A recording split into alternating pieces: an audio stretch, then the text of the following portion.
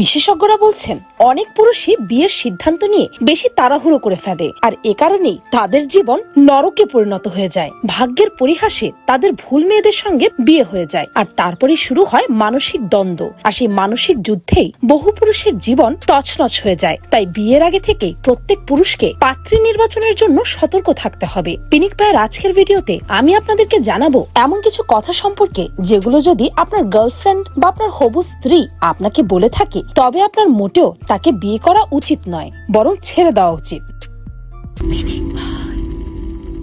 Number 1, সমস্যার নাম insecurity. প্রত্যেক স্ত্রী তার স্বামীর কাছে সম্পর্কে নিরাপত্তা আশা করে। এটা হলো দাম্পত্যের প্রাথমিক শর্ত, তাই এই নিয়ে বেশি বিচলিত হওয়ার কিছু নেই। তবে কিছু কিছু নারী আবার সম্পর্ক নিয়ে অহেতুক অনিশ্চয়তায় ভোগেন। তাদের মনে সারাক্ষণ নেগেটিভ চিন্তা ভাবনা চলে। তারা সবসময় এই ভয়েই কাঁপতে থাকেন যে এই বুঝি তার হাজবেন্ড তাকে ছেড়ে চলে গেল। আর তাদের এমন মানসিকতাই সম্পর্কের উপর সরাসরি আঘাত হানে। এনাদের এই বদভ্যাস আপনাকে সুখে সংসার করতে দেবে না। তাই কোনো নারীর মধ্যে অতিরিক্ত অনিশ্চয়তা থাকলে তার সঙ্গে বিয়ে সম্পর্কে জড়িয়ে পড়ার কথা না ভাবাই ভালো। নাম্বার 2, মুখে মিথ্যের ফুলঝুরি। প্রয়োজনে সকলেই মিথ্যে বলে থাকে, তবে কথায় কথায় মিথ্যে বললে কিন্তু মুশকিল। বিশেষত সব কথায় যদি আপনার গার্লফ্রেন্ড বা আপনার স্ত্রী আপনাকে মিথ্যা কথা বলতেই থাকে, তাহলে দাম্পত্য লাটে উঠতে সময় লাগবে না। কারণ এই পরিস্থিতিতে আপনি স্ত্রীকে বিশ্বাসী করে উঠতে পারবেন না। তাই কিছুদিনের ভেতরেই যে তার সঙ্গে আপনার দূরত্ব তৈরি হয়ে যাবে, এটা বলাই বাহুল্য। সুতরাং এই ধরনের নারীদের থেকে দূরত্ব বজায় রাখাটাই বুদ্ধিমানের কাজ। নাম্বার 3, অহংবোধ টকবক করে ফুটছে। নিজের প্রতি, নিজের কাজের প্রতি বিশ্বাস থাকাটা ভালো, নইলে এই সমাজ আপনাকে জুতোর তলায় পিষে দিয়ে চলে যাবে। তবে অতিরিক্ত আত্মবিশ্বাস কিন্তু উল্টোটা করে। কিছু কিছু নারী সব বিষয়ে নিজের কৃতিত্ব খুঁজে নেন। স্ত্রী অনন্যা একথা স্বামীর মুখ থেকে শুনতে যত সুন্দর লাগে, ততটাই বিদঘুটে লাগে স্ত্রীর নিজের মুখে শুনলে। তাও যদি সেটি শুনতে হয় প্রতিদিন যদি কোনো মেয়ে বলে তুমি তো আমার যোগ্যই না, আমি একদম পারফেক্ট, সব দিক থেকে পারদর্শী, এইভাবে নিজেকে নিয়ে অহংকার করতে থাকে, একটা সময় তার স্বামীর বিরক্তির কারণ হয়ে দাঁড়াতে পারে স্বাভাবিকভাবে। স্ত্রীর সামনে তখন সব স্বামী নিজেকে ছোট ভাবতে থাকে। এমনকি তাদের সঙ্গে বিয়ে করলে সংসারের সব ভালো তার দিকে আর সব খারাপ আপনার দিকে হয়ে যাবে। তাই অহংবোধে পরিপূর্ণ নারীদের সঙ্গে মালাবদল না করাই ভালো, নইলে বাকি জীবনটা কথা শুনে শুনেই কাটিয়ে ফেলতে হবে, তখন বুঝবেন ঠেলা।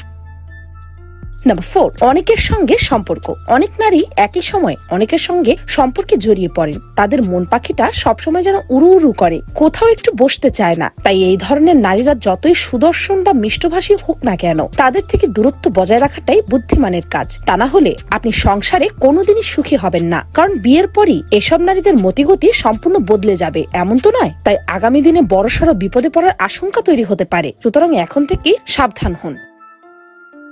নাম্বার 5, সব দোষ স্বামীর।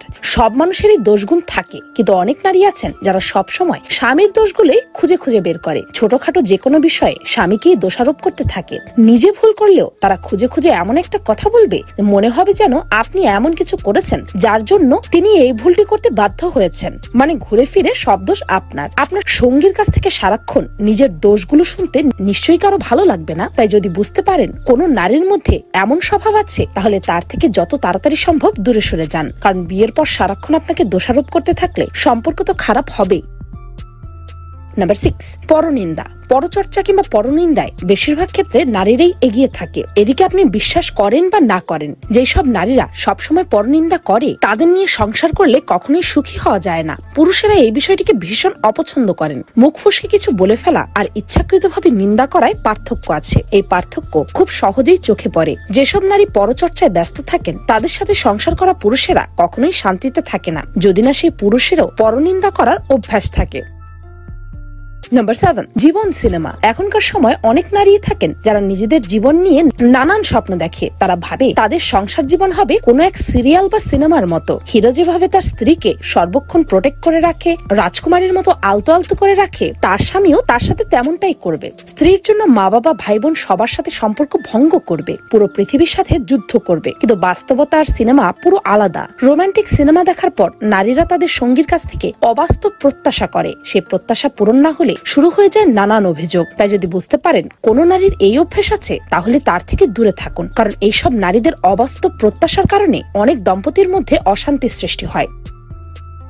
নাম্বার 8, শ্বশুর বাড়িকে সম্মান না করা। এখন অনেক নারী আছে যারা সবসময় তার পার্টনারের পরিবার অথবা তার শ্বশুর বাড়ির লোকজনকে ছোট করে দেখে। তারা নিজের পরিবারের সাথে তার সঙ্গীর পরিবারের তুলনা করে এবং তাদেরকে ছোট করে এইভাবে যে আমাদের পরিবারের তো সবাই শিক্ষিত, তোমাদের পরিবারের মতো না, আমার বোন এই করেছে সেই করেছে, তোমার বোন কি করেছে, আরো কত কি। মনে রাখবেন, যে আপনার পরিবারকে সম্মান করতে পারে না সে কখনো আপনাকে সম্মান করতে পারে না। আর সব মানুষই একে অপরের চেয়ে ভিন্ন, তাই কারো সাথেই কারো তুলনা হয় না। তাই কোনো মেয়ে যদি বিয়ের আগে থেকেই আপনার পরিবারের সাথে নিজের পরিবারের তুলনায় নেমে যায়, আপনাকে ও আপনার পরিবারকে ছোট করার চেষ্টা করে, তাহলে ভেবে দেখুন সে বিয়ের পর কি করবে। তাই এখনই তার থেকে দূরে সরে যান।